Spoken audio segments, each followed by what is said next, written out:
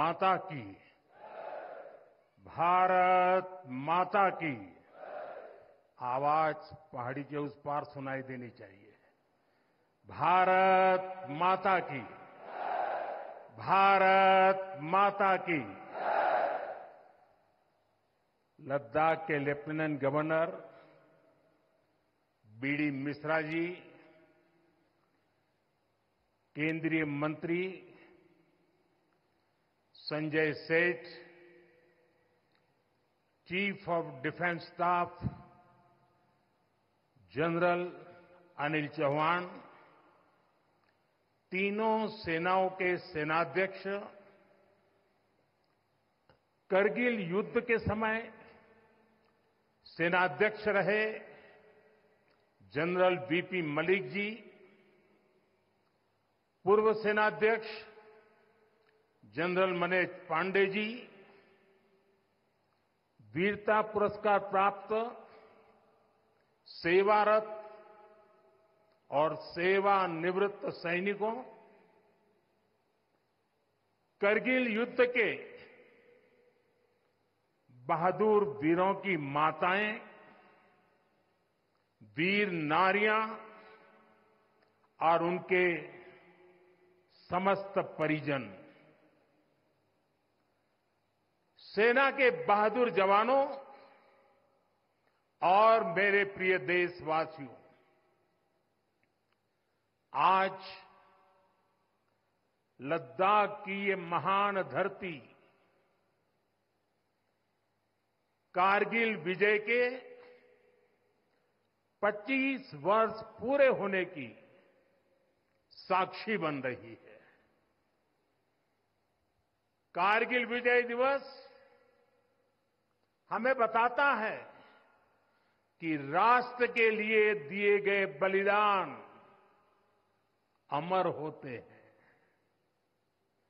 दिन, महीने, वर्ष, सदियां गुजरते हैं, सर्दियां भी गुजरती हैं, मौसम भी बदलते हैं, लेकिन राष्ट्र की रक्षा के लिए अपनी जान की बाजी लगाने वालों के नाम अमिट रहते हैं। ये देश हमारी सेना के पराक्रमी महानायकों का सदा सर्वदा ऋणी है। ये देश उनके प्रति कृतज्ञ है। साथियों, मेरा सौभाग्य है कि कारगिल युद्ध के समय मैं एक सामान्य देशवासी के रूप में अपने सैनिकों के बीच था। आज जब मैं फिर करगिल की धरती पर हूं, तो स्वाभाविक है वो स्मृतियां मेरे मन में ताजा हो गई है। मुझे याद है किस तरह हमारी सेनाओं ने इतनी ऊंचाई पर इतने कठिन युद्ध ऑपरेशन को अंजाम दिया था। मैं देश को विजय दिलाने वाले ऐसे सभी शूरवीरों को आदरपूर्वक प्रणाम करता हूं। मैं उन शहीदों को नमन करता हूं जिन्होंने कारगिल में मातृभूमि की रक्षा के लिए अपना सर्वोच्च बलिदान दिया। साथियों,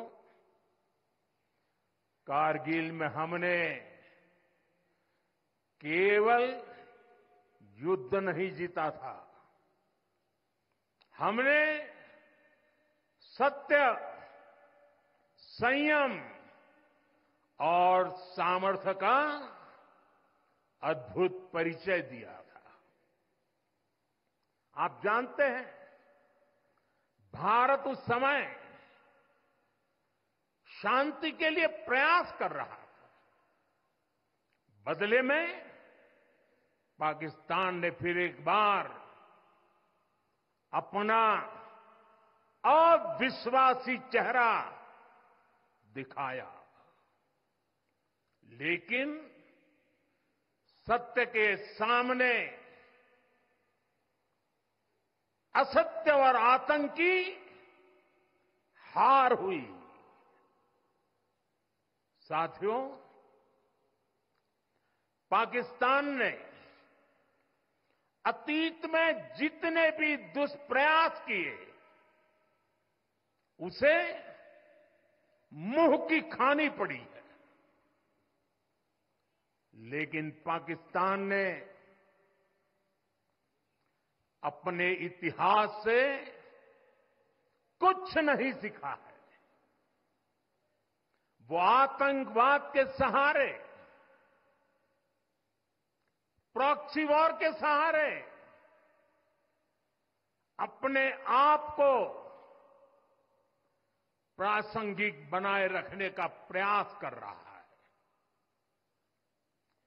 लेकिन आज जब मैं उस जगह से बोल रहा हूं जहां आतंक के आकाओं को मेरी आवाज सीधे सुनाई पड़ रही है, मैं आतंकवाद के इन सरपरस्तों को कहना चाहता हूं कि उनके नापाक मंसूबे कभी कामयाब नहीं होंगे।